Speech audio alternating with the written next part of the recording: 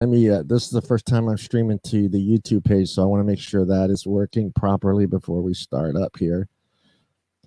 So how you doing today, Matthew? I'm doing all right. You know, just another day in it. Yeah. Are you you're on the East Coast, correct? Yes. Yeah. I'm in Long Island, New York. Yeah. Oh, okay. All right. This is the first time. All right. We are live. Everybody, welcome. We have Matthew Elliott here from United Vapers Alliance.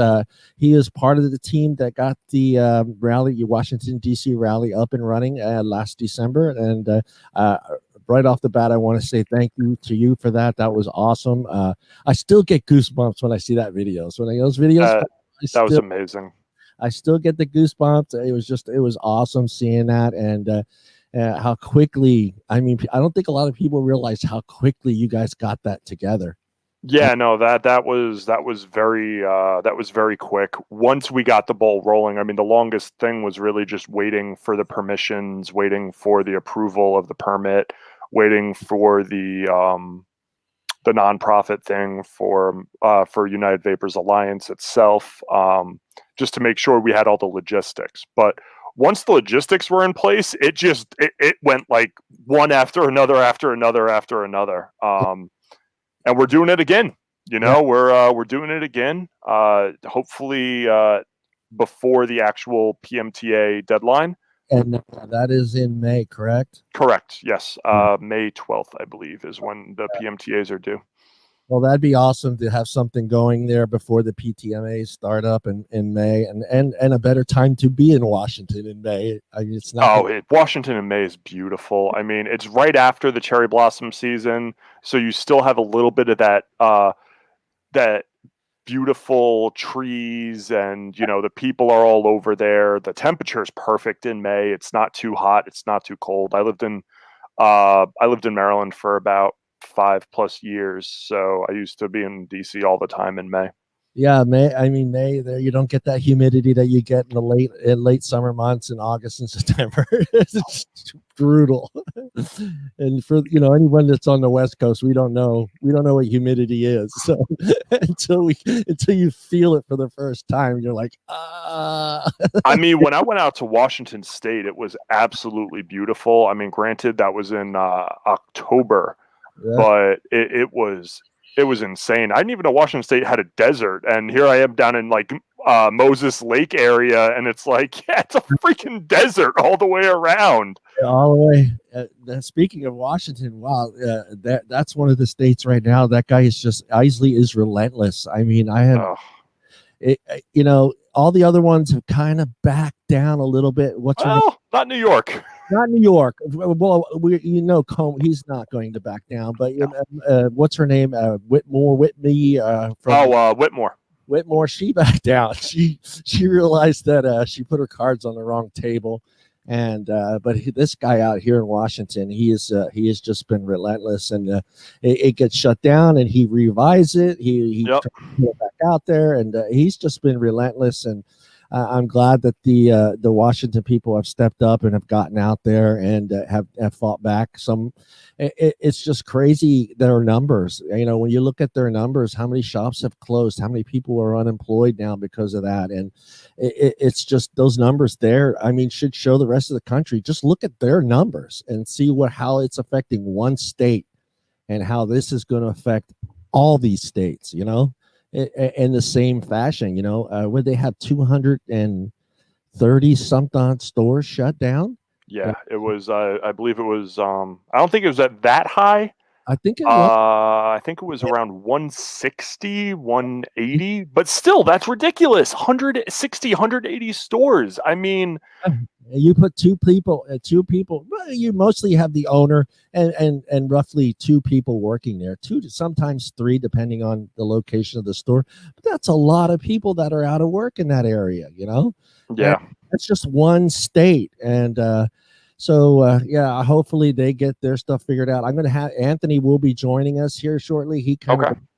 I think you met Anthony in Washington. He's with the ZAMPLEBOX. He does all the admin. He does all the advocacy for us and for ZAMPLEBOX. Yes. Yeah, he was out there, so hopefully he gets in. He's excited. He bought a new car today, so He's gonna get the money figured out. Yep. Go handle that. Go handle that. So we're going to go ahead and one of the questions, the first question I wanted to ask you is basically, I want to put it all in a nutshell for everyone to understand here. On a scale of 1 to 10, 1 being great and 10 not so great, where's the industry and a whole right now to you, in your opinion? To me, I'm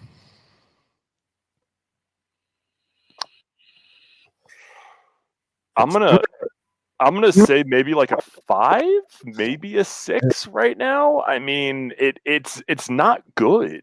Like, we're teetering towards really bad, actually. Yeah. I think that's really important. People understand, because we kind of got pumped up, and then all of a sudden everything kind of flattened out, and you're right. It feels like we're right in the middle. Like it could get really bad really fast, and it is. Yeah. Or I mean, if we put like 10 being 2015, you know, the booming time of the industry, you know, shops were opening left and right. People had e-liquid companies that were coming in with more money than they knew what to do with, first-time business owners. People were engaged. You know, the vape industry, while it might have been small, you know, it was close. Everyone, I mean, you knew everything about any company at the time, which not always was a good thing. But, you know, if we're talking like 2015 versus like now, I mean, we're seeing the shortage of products from China due to the coronavirus. We're seeing disposables taking over the market. We're seeing shops not catering to smokers. Yeah. We're seeing companies not really catering to the smokers anymore. You know, we're seeing a lot of these crazy sub-ohm devices or pod systems. Yeah. We're not seeing those like beginner setups with traditional nicotine. You know, it's we're seeing vape shops themselves not have that drive, not have that compassion. The employees just don't care. The owners don't care. You know, it's whatever is selling, just buy it. You think, though, that a lot of it has to do that their hands are kind of tied a little bit, somewhat, of what they can do anymore with the customer? I mean, from what had taken place. I mean, I know. I've seen some shops just say, "Fuck you, I'm helping you."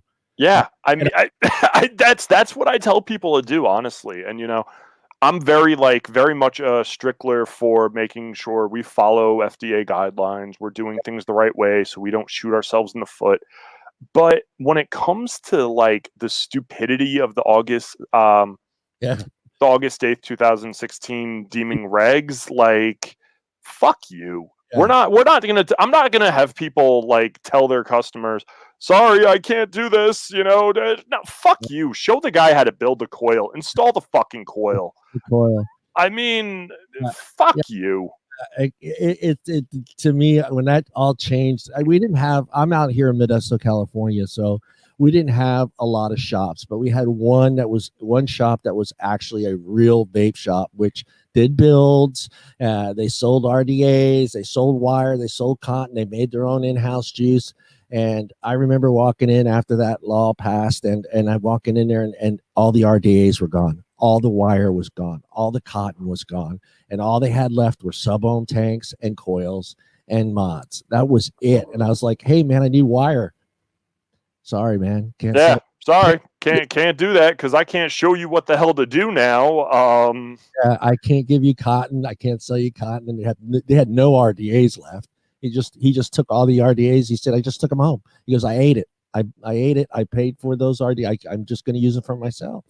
And it's sad how that got to that point. But I've had some shots where the owner would just go outside and go, come on, come outside, and show him how to do it. He goes, now I'm just a regular person. I'm not in my shop.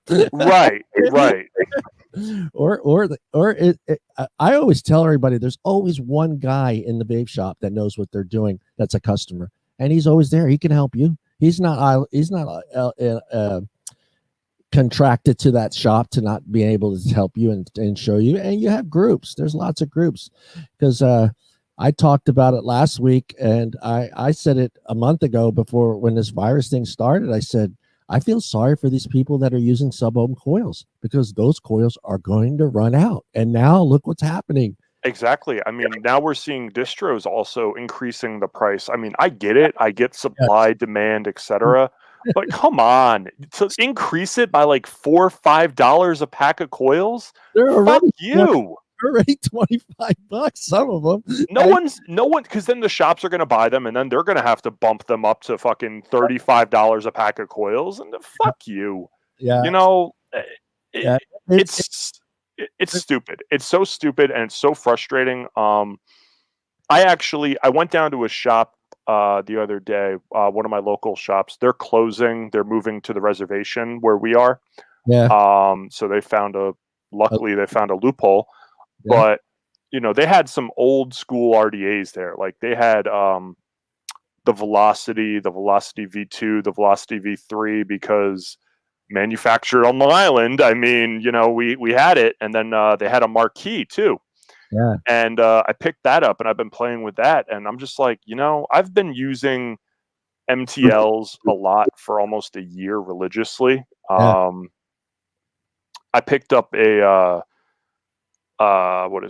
Falcon King Tank for a little bit, played around with that, and now I'm like, fuck, I need coils. Coils, baby.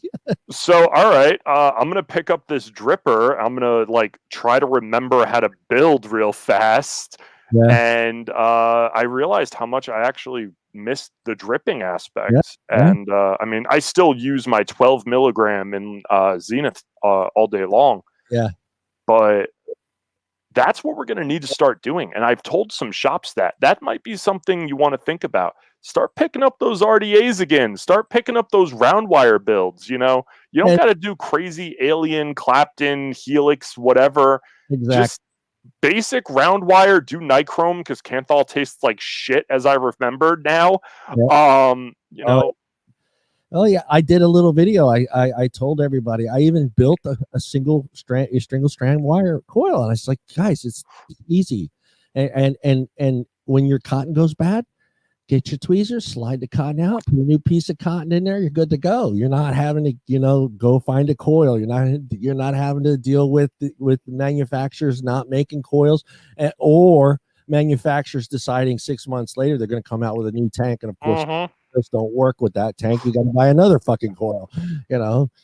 It's I've even seen some people that are run out of coils. They can't get coils, so they just go and buy another tank so they can get those 2 free coils. I'm thinking to myself, you're still in the same situation in 3 to 4 weeks.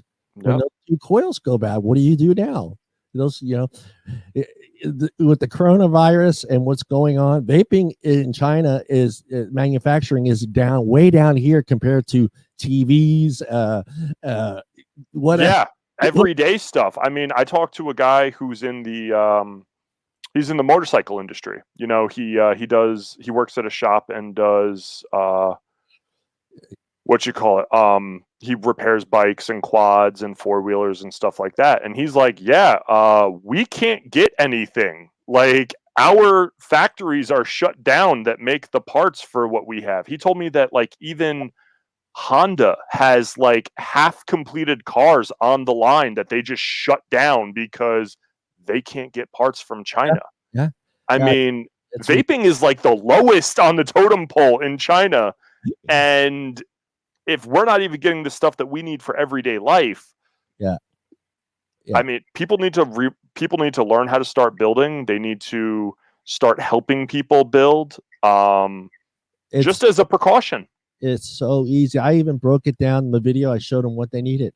I said, you go to Home Depot, you could buy that little screwdriver kit. It comes with 5 screwdrivers in there, and they're all marked 2 mil, 3 millimeter, 2.5 millimeter.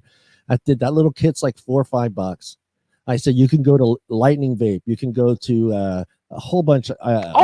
They have coil jigs now that actually wrap the coils. We didn't have that back in 2014. We had to learn how to hand wrap coils. It's so easy now. I told them, I was like, you can buy a kit. You can go down and buy one of these kits that has everything. It has the ohm meter in it, has the jig in it. It has your tweezers. It has your screwdrivers. Everything's in there for like $30. And then you're done. All you have to do is order wire from Lightning Vape. I said, you can get 50 feet of 24 gauge N80 for like $4, you know, and make coils. You know how many coils you can make with 50 feet of wire? Oh my God. I mean, I used, It's taken me 2 years just to get this one I have down to where. yeah, I think I made 2 coils out of like maybe 8 inches of wire. Yeah. And that's with cutting very long leads to Yeah. make sure that I can wrap it around the posts. But like, yeah, I mean, it's that easy. But I mean, even like one of our Facebook users here is nothing's coming from China right now. I'm hoarding coils. Yeah, you and everybody else is hoarding coils. Those coils are going to vanish. I mean, but now here's the thing though, and we have to remember there's 2 different forms of vapors. There's the continuing vapors who've been vaping for a while. They've been, you know, they just enjoy vaping instead of smoking. And then you have the smokers that are converting to vapors. I mean, at this point, if you've been vaping for more than like 6 months, a year, give or take, you should be in that ability to build coils or at least buy pre-made coils. And then have someone show you how to install them into an RDA, an RTA, whatever. Yeah. And let's keep the smokers getting onto the sub-ohm tanks, the Nautiluses, the Zeniths. You know, let's get them onto the tanks. Let's get them onto the beginning stuff. Yeah. And I think we need, as an industry, we might need to start evolving back into coil building. And it's crazy. This whole industry keeps going around full circle every time. I'm almost 8 years, and I'm like looking. I'm like, why are we all back to these little pod systems? Why are we back here? This is what we're trying to get out of, and now we're like, they just swung us right back around, and it's I'm waiting for the C4 cartomizers to come back. God, they might be easier than making coils. You know, less. Get a Carto punch. Boom! Here you go. Fill that up with liquid. Seal that. All right, I can vape on a little ego battery. And go back to silica, right? Go back to silica. Oh no! Cotton bacon prime. Let's keep it. Let's keep it with the good stuff. It's weird how it just did this, and it was. I've even trying to, and I don't want to say it was even Juul that started it, because I think it was kind of before Juul. It had already kind of started swinging that way. I mean, do you feel that? You know what I'm saying? I think there was a couple devices that came out prior to the Juul that were starting to get really small and going back down to those higher ohms. Well, so the thing was, we had devices, because back when I used to work at a shop, our started devices were the like Kanger the Kanger sub VODs, and you know, stuff like that. Or we had the Aspire came out with the Play-Doh, and then Kanger came out with the Kneebox. So we kind of started going into that a little bit. What happened was, I think, was the Saltnik. What happened was the Saltnik, because once the Saltnik came out, whether it was from Juul or Mr. Salty or Solace or Fill My Pod, whatever, then you started seeing, you know, you started seeing the Sorens, you started seeing all those. Yeah, I think a lot too. I mean, I still grab one. I mean, especially if I'm just running around somewhere, I need something small and, you know, to use. But majority of the time, I'm using you know, a device with an RTA on it. All right, let's get into a couple things here. Okay. Yeah. All right, I got some things here. Where are those? I got them kind of listed.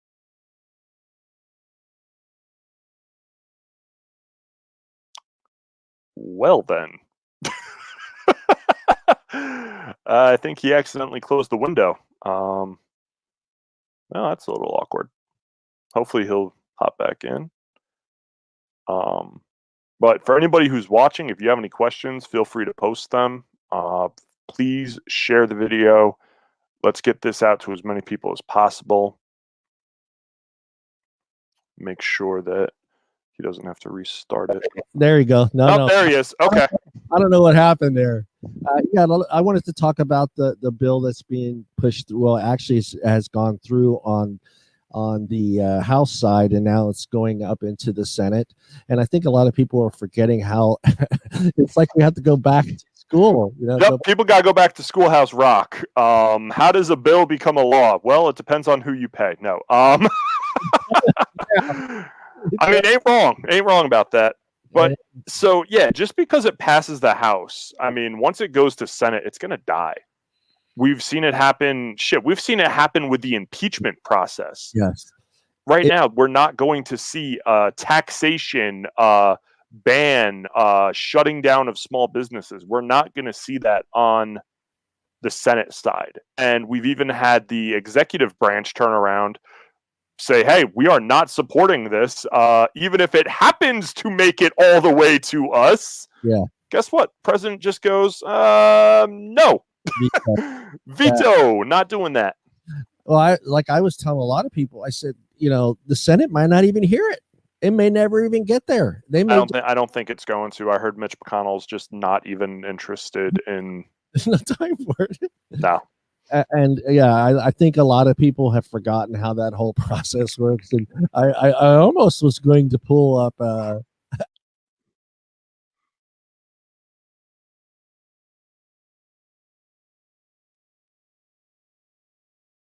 Well, this is awkward. Whatever you are pressing, stop pressing it. That's your time. All right, I got it now. Yeah, I was actually going to post this the other day because I just and it's just not even me. It's a lot of the other Facebook users and groups are like, hey man, have all you people forgotten how this works? You know, and I was going to link this page because it pretty much. How does a bill become a law?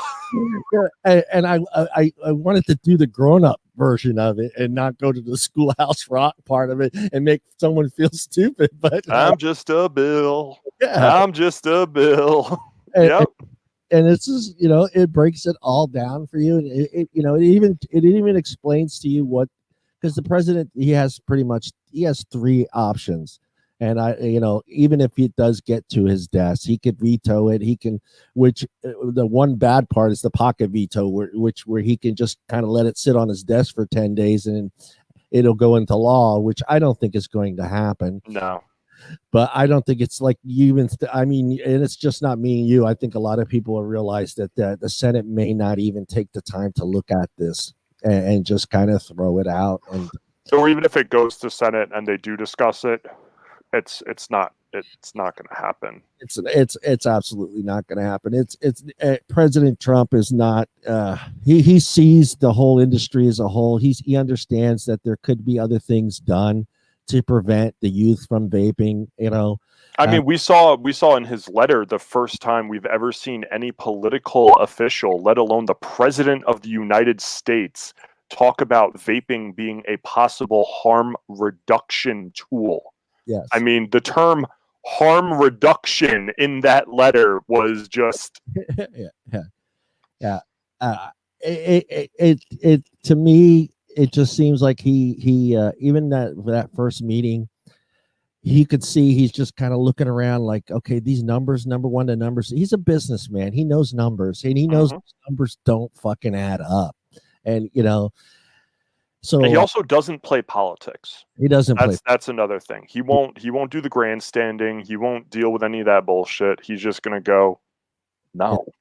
Yeah, and I think he's a little tiny bit mad at Melinda for opening her mouth and getting. And I know he's definitely probably a little pissed at Secretary Azar right now for pulling this crap. Yeah. I mean, we've seen videos of. What's his name turning around and basically saying, I wish we never got involved with this vaping thing in the first place. I mean, they're so sick of it. Yeah. They think this is stupid at this point. They know the truth. The CDC finally said the fucking truth. Yeah.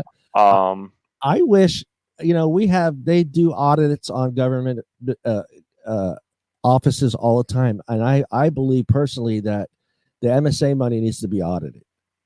because we see those. Yeah, you're laughing, but it's true. It needs to be audited because that money is not. Yeah, exactly. That money is not being used the way it's supposed to be. We have a few states that haven't even used that money for harm reduction whatsoever. Nope. I mean, we saw what happened in Massachusetts during their hearing, where they turned around and one of the Republican representatives said, okay, so why don't we use? I'm asking for 10% of our settlement agreement money go to harm reduction products, go to smoking cessation products, and the Democrats turned around and basically were like, no, we're going to let insurance companies handle it. Like, that's what the insurance companies are for. And I'm screaming at the computer while I'm watching this.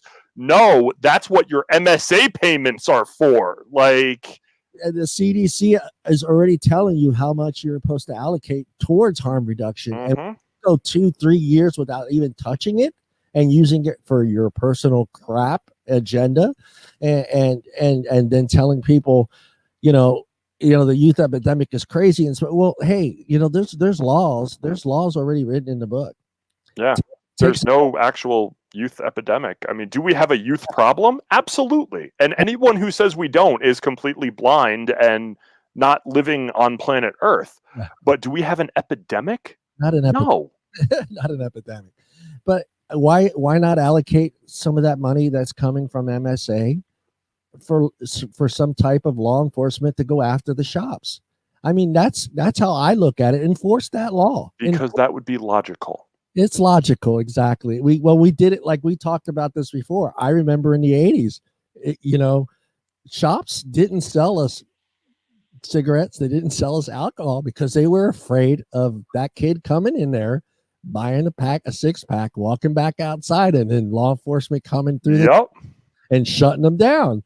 These shops have no fear. I've seen it. I've been standing in line and I've seen guys not even the ID someone, and I'm looking at them going, dude, that infuriates me.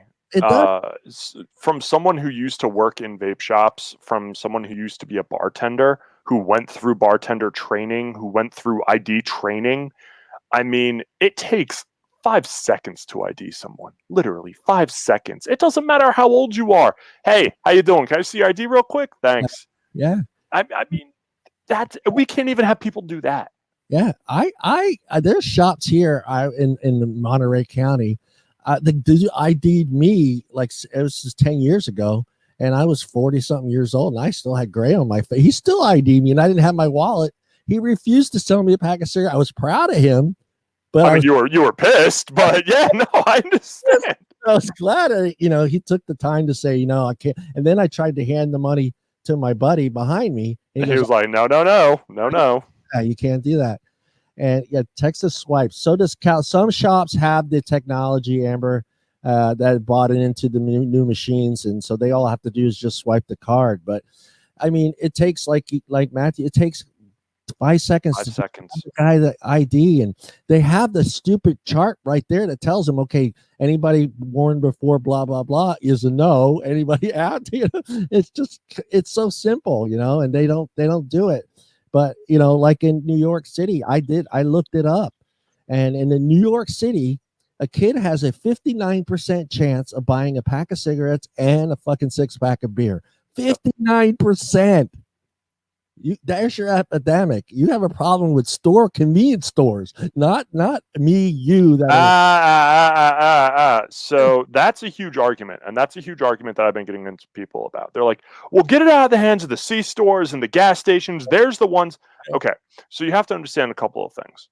The C stores, I know you're gonna. Yeah, go ahead. Well, when you look at the data and you look at the comparison of underage stings and failures of C stores versus underage stings and failures of vape shops, one thing you have to remember, basically for every one vape shop they're hitting 5 to 10 C stores or gas stations in the area.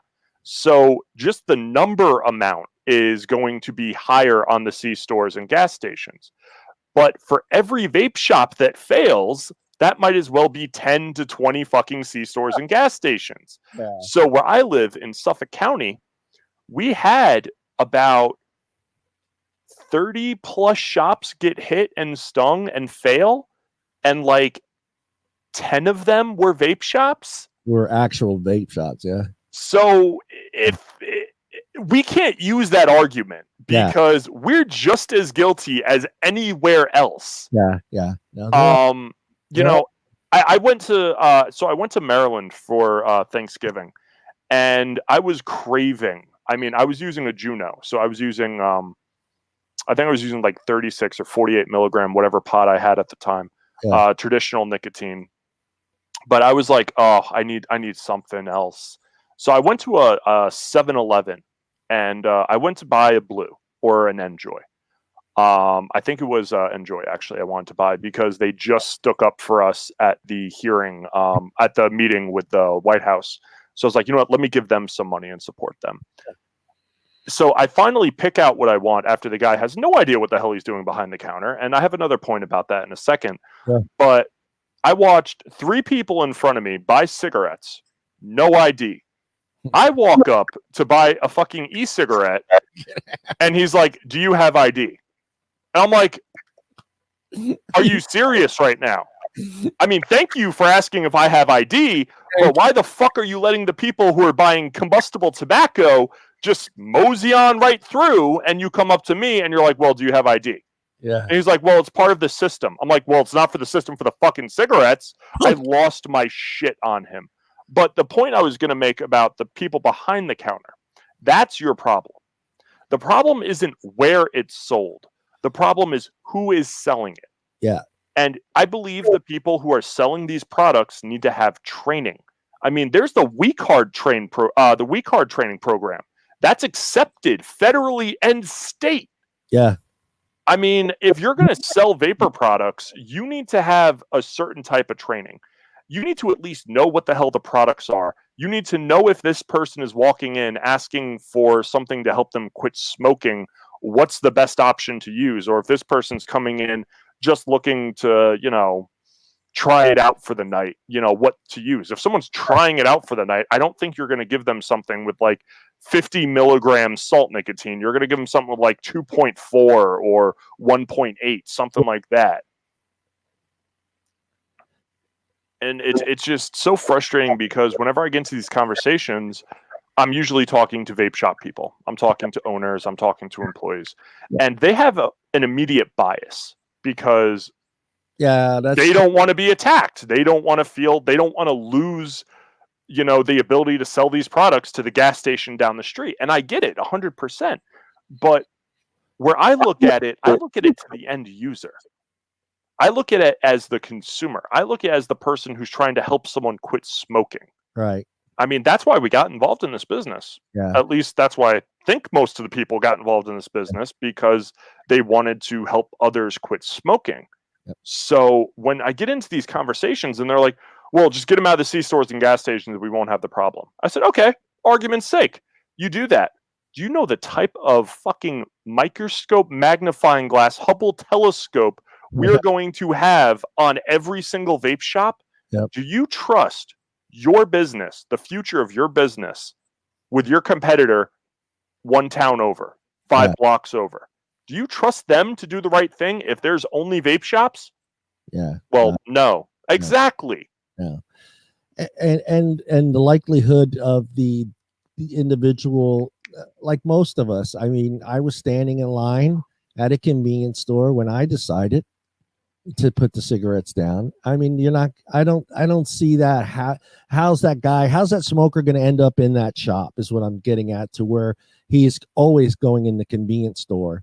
And you need the accidental conversion. You need the accidental conversion, and you need the person to get tired of the type of device they're using, right, and want to switch over to an open system device. Yeah. All right. Let's get into where you think right now basically is, you know, we've talked about this a little bit about people not having, you know, they have families, they have kids, they have jobs, they're doing this and that. But I would like for you to just kind of discuss where you think it's best for that individual with limited amount of time where to focus their advocacy at. Okay, so I hear this all the time. I don't have time to do this. I wish I could go, but, you know, I have to work, or I have this, I have that, I have prior engagements. Look, I get it. people have busy lives, you know. I luckily am in a situation where I can choose not to work a 9 to 5 job, or, you know, a job that will restrict me from going to hearings in my area or in other states if I can get out to those states, you know. I'm lucky enough to do that, and not everyone can do that. That's why I do it, because people can't go. But what you can do, everyone who works gets a break. By law, you get, you know, if you work a certain amount of time, you get an hour break, you get a 15-minute break, whatever. Call during your break. Call your representative. Call whatever is needed at the time for a call to action, whether it's a county, a town, a state, federally, whatever. There's no excuse. I mean, with the technology we have nowadays, almost everyone has one of these, a smartphone with access to internet, with access to Twitter, with access to anything. There is absolutely no reason why you cannot do anything. And simply, if you have the time, go online, find your representative, find your senator, find your congressman, whatever.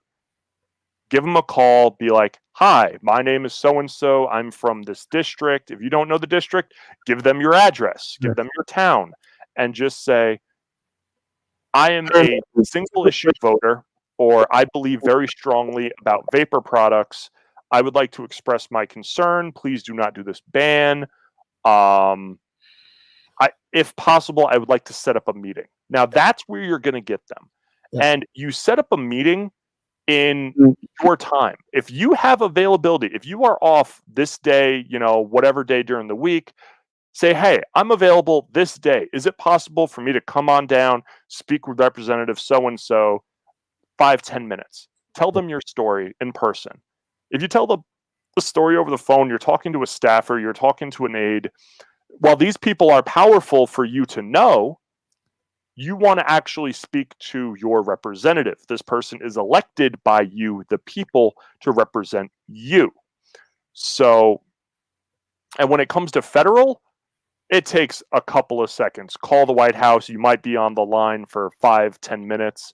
Guess what? If you have an hour break, you still got time.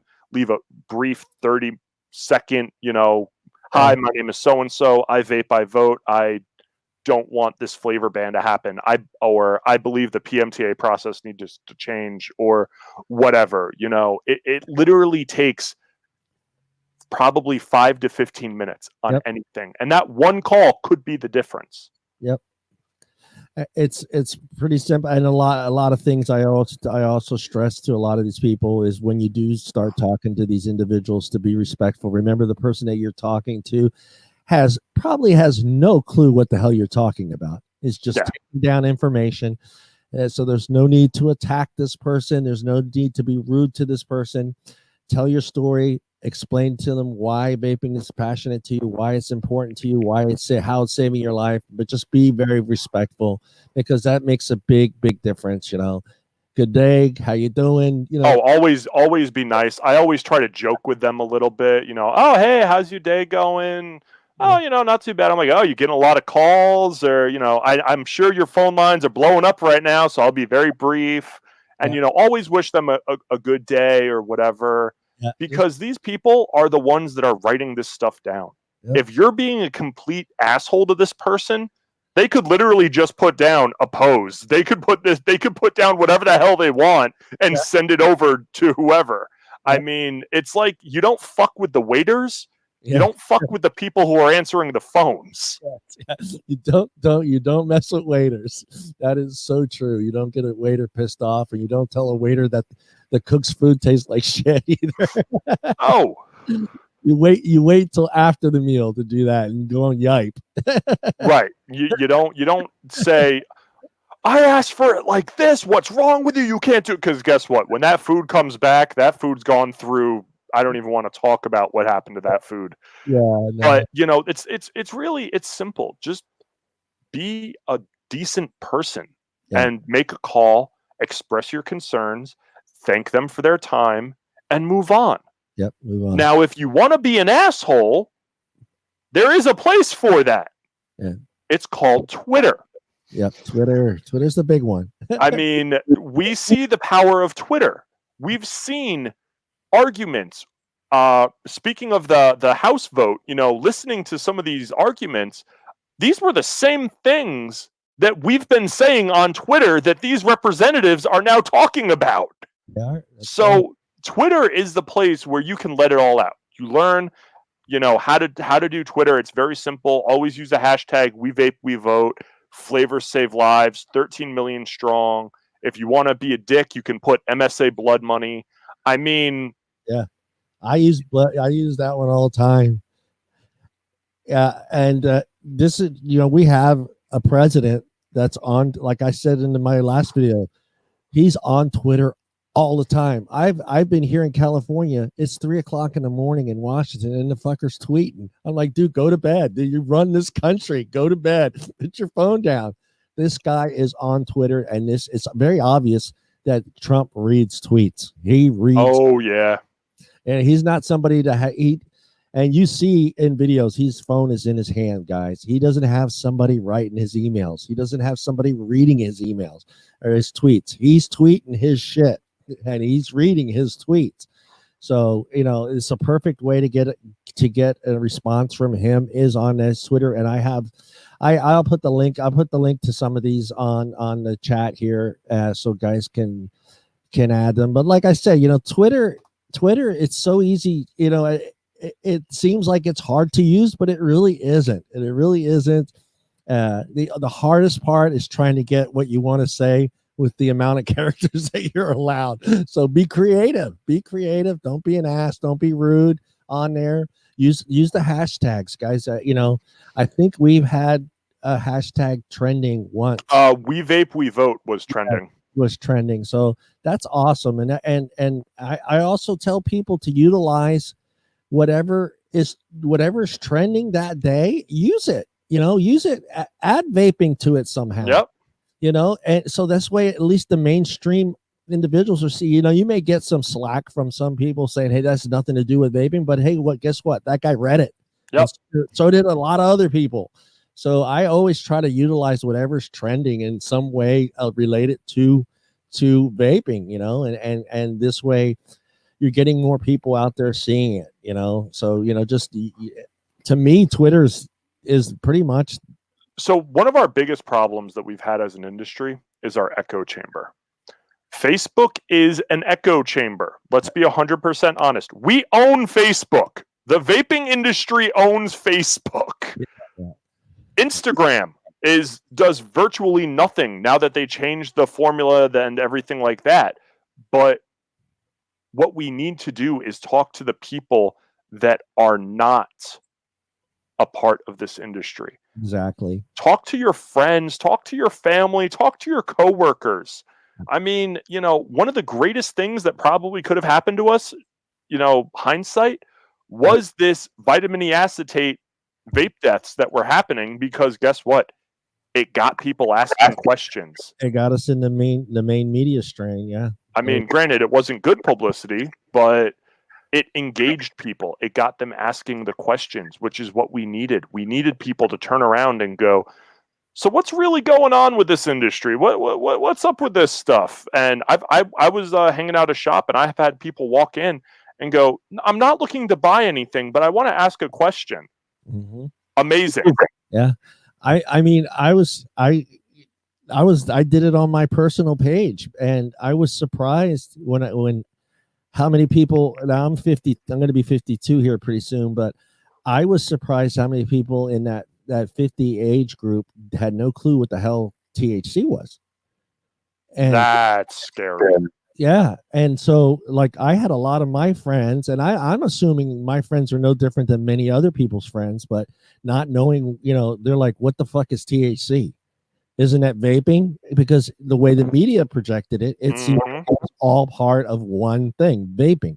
Vaping is, this, and it's THC, it's e-juice, it's, whatever you can vape, and I was like, no, this is a whole different industry. The THC, CBD industry and the vaping industry, e-juice industry is a different thing, but a lot of people automatically thought like, okay, so every time I see you vaping, you're vaping THC, John? I go, I ain't vaping THC.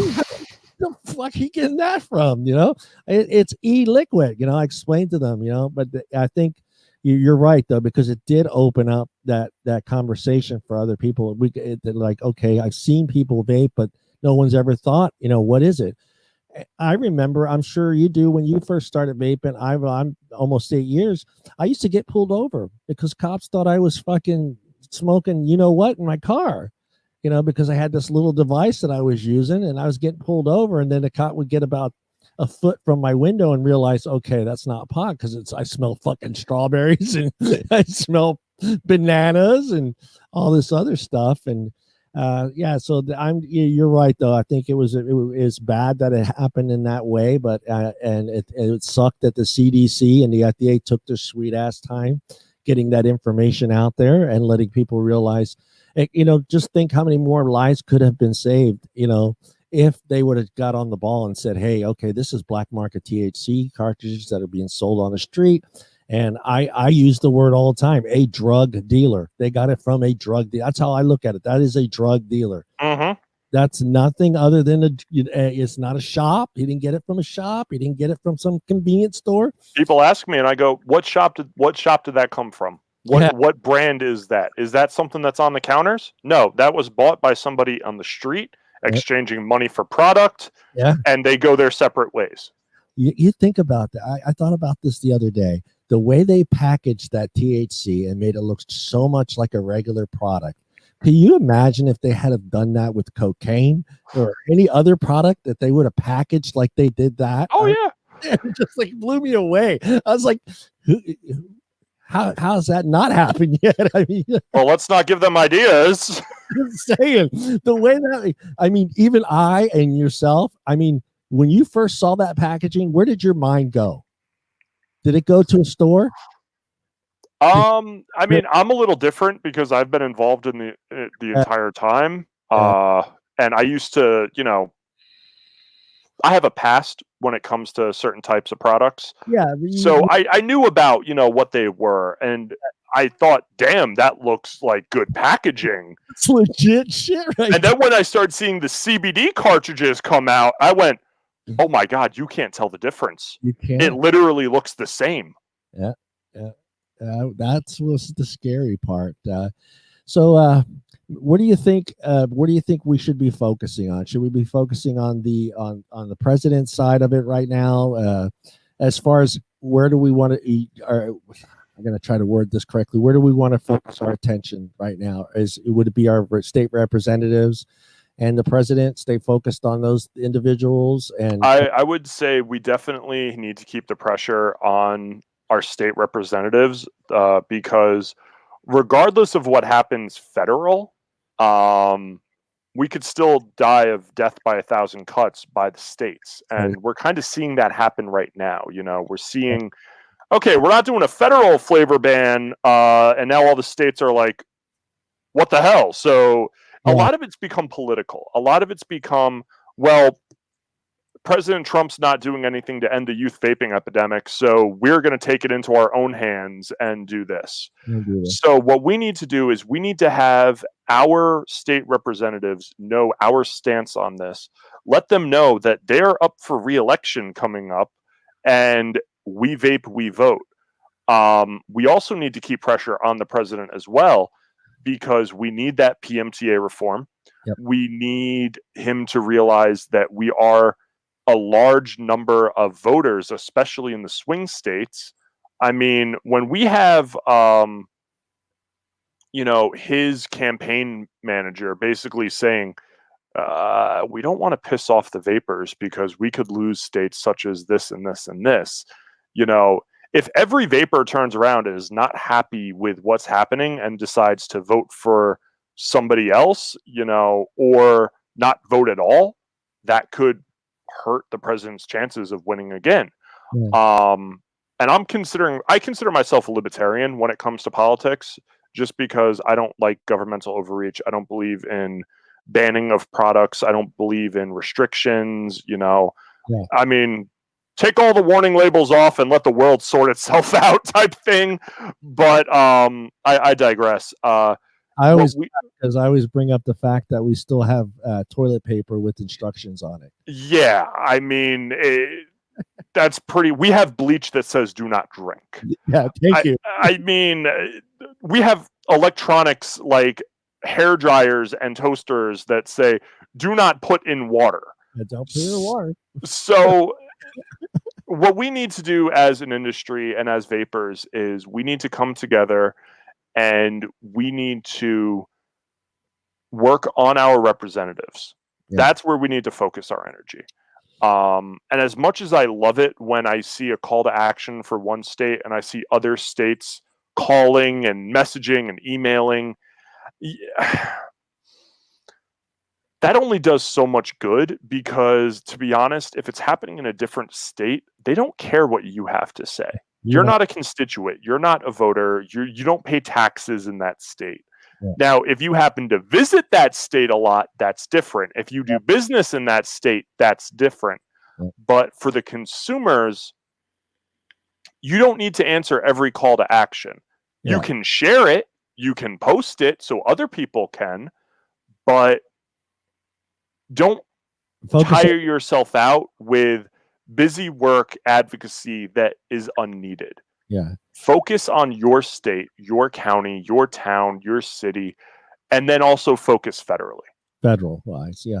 I told a lot of people the same thing. Focus on your right, the way things are going. I would really be paying attention to what's happening locally in your city, because what's going on now is it's these cities that are starting to just say, okay, well, we're San Francisco, San Diego, just starting to scatter through the state of California. California's kind of stayed out of the picture, but city-wise, they're passing Sacramento, San Lorenzo, San Diego. Who else? There's a bunch. San Francisco, of course, started it all. Marin County, UC Davis, a couple others. So just kind of pay attention to what's going on. And a great way is CASA. CASA is amazing. I put the link in here. It's on there also. I also put the link to United Vapors Facebook group page. It's, you guys, I know a lot of our Facebook users that are on ZAMPLEBOX are already on there, but it's a great place too to get information. You guys are always posting stuff on there, call to action stuff that maybe we missed on CASA, but CASA is great. I mean, I get an email from them at least a couple times a week. I can see what's on there, see if it's something I need to focus on, if it's in my state or my city or if it's federal. But yeah, I mean, saying you just don't have enough time to do some of these things. It's just, like we talked about before on one of my other videos and with you, I mean, write out your email, guys.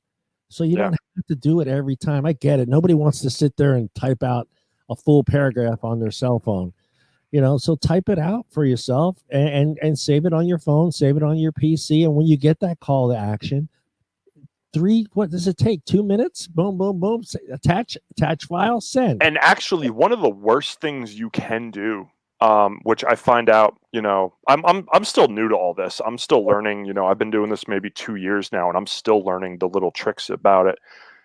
One of the worst things you can do is, like, when there's something from SFATA or VTA or CASA even, where it's like a pre-written email and you just put your name and then it sends it to every single that is the worst thing possible, because that comes up as spam.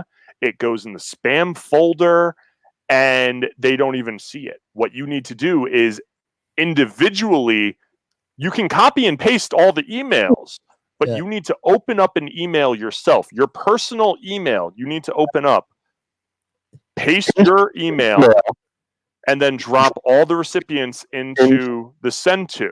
Yeah. So it'll go to each one of them, but it won't go to as spam.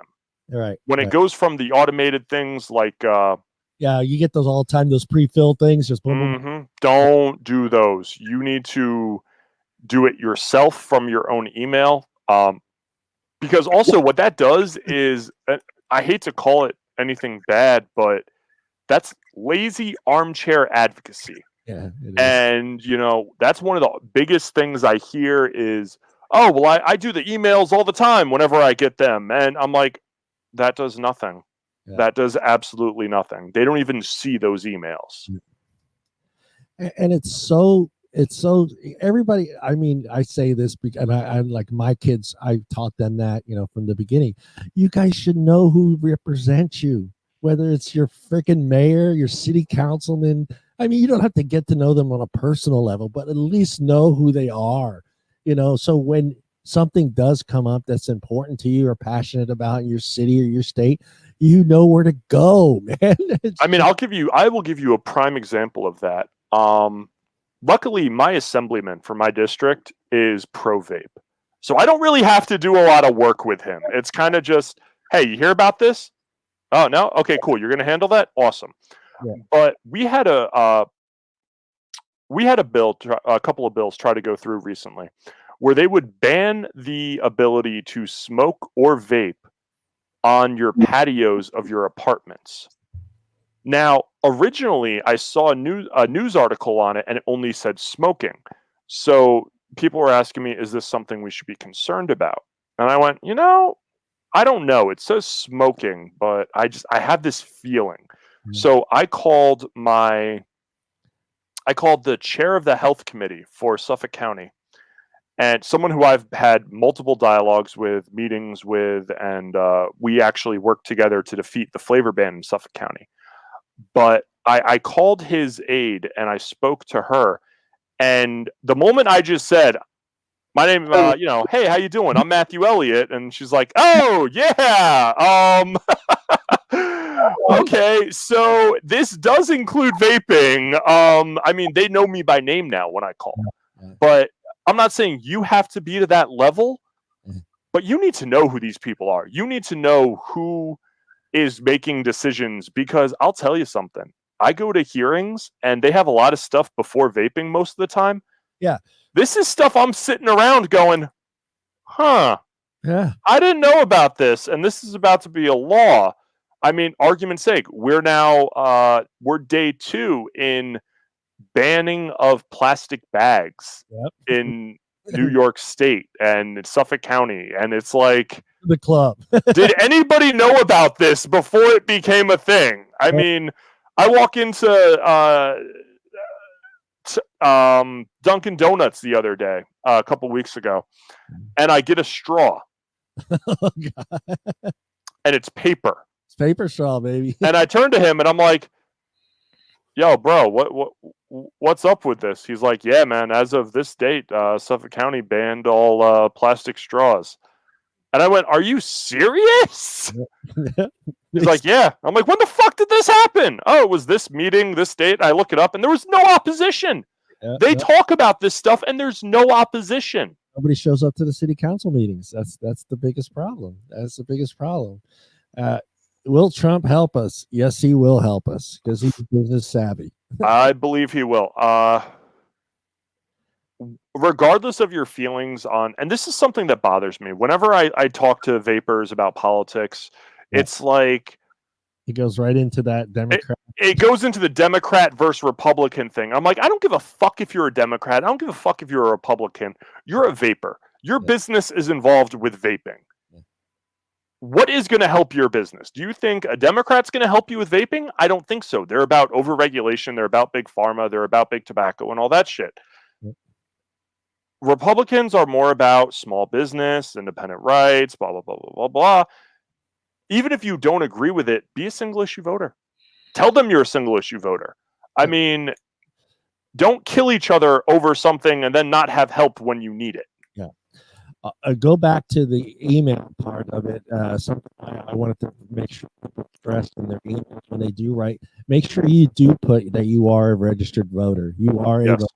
That's really important, guys, because if you put that right at the beginning, that draws their attention, because now they realize, okay, this is somebody that could decide whether I make it to another 2 years or 4 years or whatever. But also, please register to fucking vote, man. Jesus, it is so ridiculous, the amount of people that are not registered to vote. I mean, I understand if you can't register to vote for whatever reason. I understand that. That's different. But if you are 18 years old, or older, register to vote. You can register under independent. If you don't like anyone, you can register under libertarian. You can register under Democrat. You can register under Republican. It doesn't matter. Just fucking register. You can vote. You can register as nonpartisan. You don't have to pick one. You don't have. It kind of helps when you're doing state stuff and city stuff. Oh yeah, New York actually only has Democrat or Republican. Yeah, but you don't. It's just, to me, it blew me away because I had my son's friend. He kind of looked at me. It was a couple of weeks ago, and he goes, "Hey, Uncle John." He goes, was I supposed to register for the draft?" And I'm like, "Huh?" I said, "You didn't do that when you turned 18?" He goes, "No." I was like, I remember like when I mean, okay, granted, this was the 80s, but I remember like in my dad's like, "Get your ass down to the post office and register for the draft because you'd go to jail." And I'm like, "Huh?" I mean, when I turned 18, my grandpa took me down to the post office. I registered to vote, registered to draft, and within 2 days, he made me memorize my social security number. That's what it was. You turned 18, you know all of your social security number, and you are registered to vote and registered for the draft. I think we had the same parents, man. My dad sit there and memorize that number. Oh, don't carry that social security card in your wallet. God damn it. If you lose that, that's everything. Yep. I made sure I never had that in my wallet. I go back. I still have the original gold plate ones they used to give out to people. I was born in 68. So I have a little gold plated social security. Oh, wow. Yeah. So I'm sure some old people out there. But now it's a little paper thing. But just to hear him say that, I was like, and that made me think, if he's 30 and he hasn't done that, has he even registered to vote? So I was like, "Brandon, have you registered to vote?" He goes, "No, I never registered to vote." I go, "You're almost 30 something years old now, man. How are you not registered to vote?" Yeah. He's just, "I haven't registered to vote. I haven't registered." I was like, I just blown away. And it made me think how many people are out there who have no idea, who just don't even think about it. I mean, I check every year just in case New York State wants to play some games with me. I check every year. Am I registered to vote? No. Okay, let me re-register. Yeah. That's how California is the same way. So if you move and change addresses, you got to go redo all that, or you're no longer in that county and you're not registered. It's just, I had to redo mine again a couple months ago. They're like, "Hey, you're not registered." I'm like, "Huh? How am I not registered? I've been registered." You go, "Oh, well, you're registered to vote, but you're not registered to vote in the presidential campaign." I'm like, "Huh? What are you talking about?" So yeah, it's important, guys. I mean, you could do all the advocacy you want. It's great, but when it comes right down to it, if you're not a registered voter, it doesn't do anything because they don't care about people who aren't voting. Yeah. We got Larry here. I'm voting straight Republican. Hey, do you, man? I mean, like I said, I don't care Democrat, Republican, one way or another. I think the whole thing's a dog and pony show. And Larry's from the state that it all started with, right? I think so, Larry, right? Michigan. Oh shit. Michigan. So he was in the well, of course, Cuomo wanted to be first. He couldn't have some nobody state. Yep. Punch, but Emperor Cuomo, that's for damn sure. So he wanted to jump on the bandwagon before anybody else did. And so how are things there for you guys now? I mean, I kind of got lost on where you guys are at now because it was you're laughing, but it's been kind of hard to keep up with two states.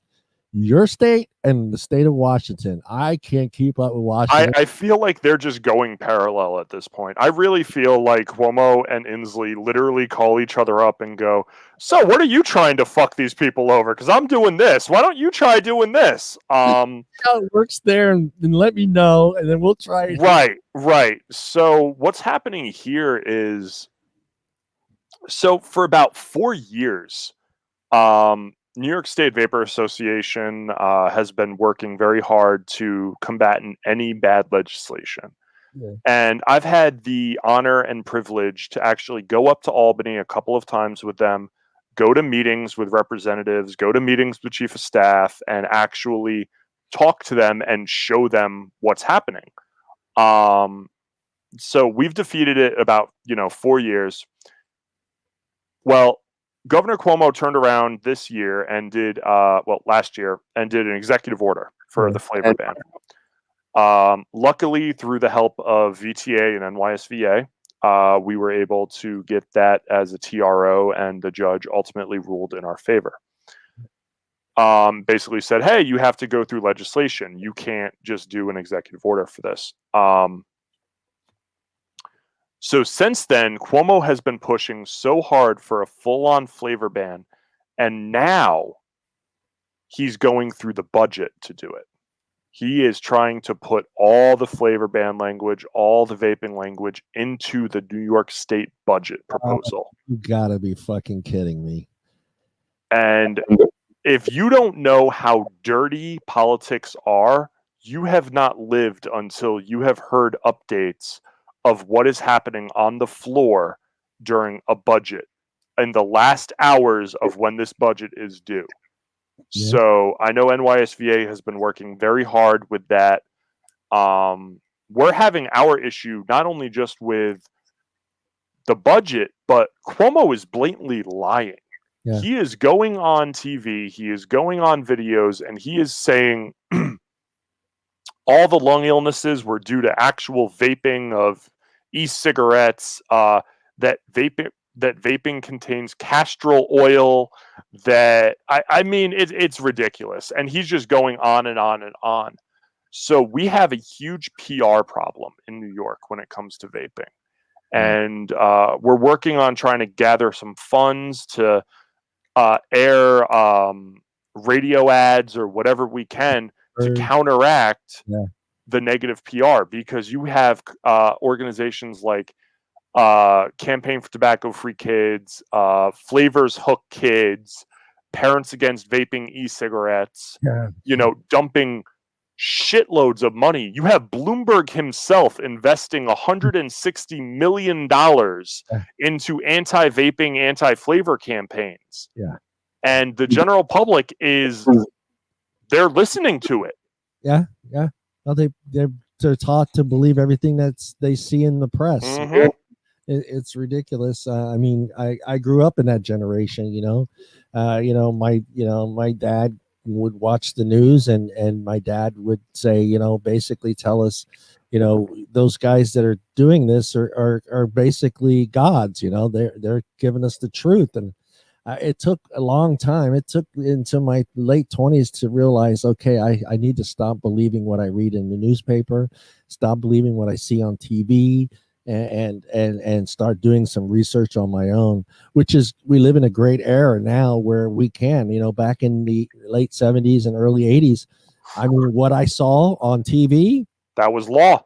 That's what it was. That was what I read in the newspaper every day. That was it. And now today, we have the internet, we have information everywhere. It's just, I don't get why people aren't using that resources. But you got companies like Google and companies like some of the other search providers where you type in vaping, what's the first thing you see? It's always anti-vaping shit for like 5, 6, 7. I made the mistake of putting in hot words into my Google settings.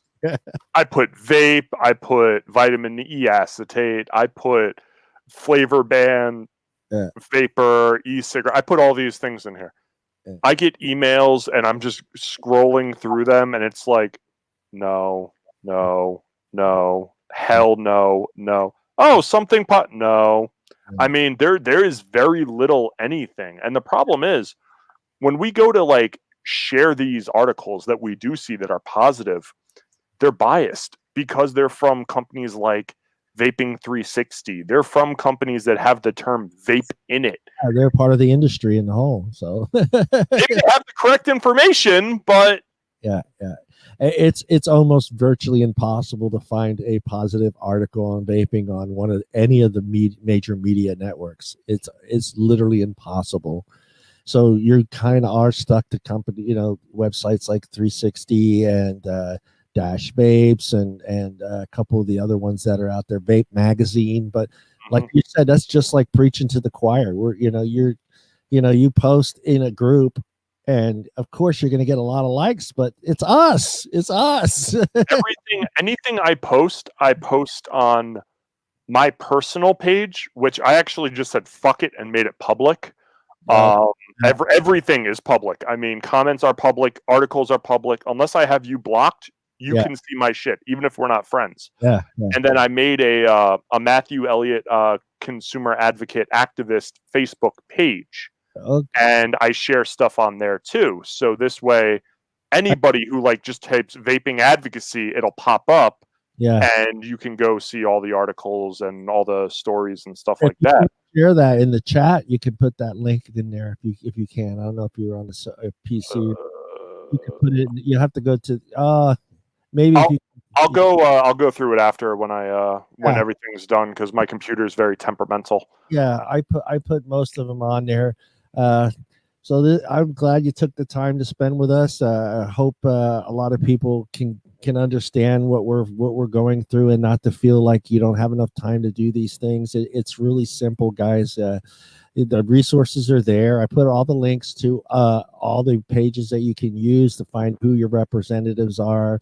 The the President Trump's Twitter account, shit, if you want to write a letter, it's on there. They got the addresses on there as well. I mean, if you still write letters, hey, who knows? And that is actually one of the best ways of doing it. Yeah. Because a handwritten letter actually gets read. It actually gets like, oh, what's this? Opened it. Yeah. Oh, okay. Like emails are just think about how many emails come through that place every day. But yeah, I mean, don't get frustrated, guys. I mean, that's what I wanted to stress today with having Matthew in here, is just, try to find that time.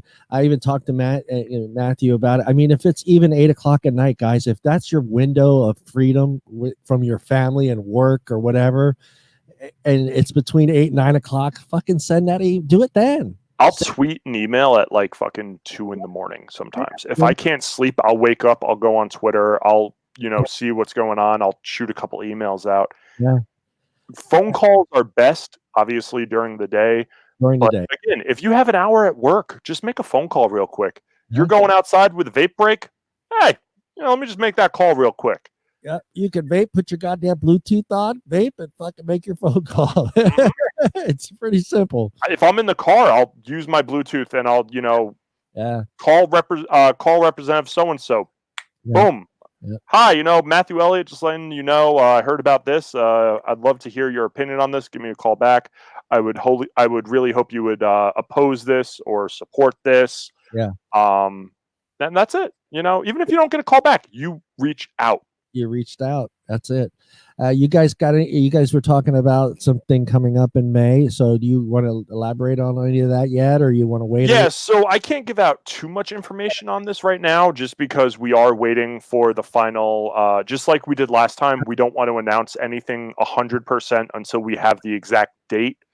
But it looks like we are going to be doing another rally in Washington, D.C. at the Ellipse, within very early of May. So the same month as the PMTA deadline, we are going to be doing a rally. So whether it's a thank you rally, whether it's a demanding PMTA reform rally, whatever the case may be, we'll worry about the message when we get there. It takes 5 seconds to get signs, ordered.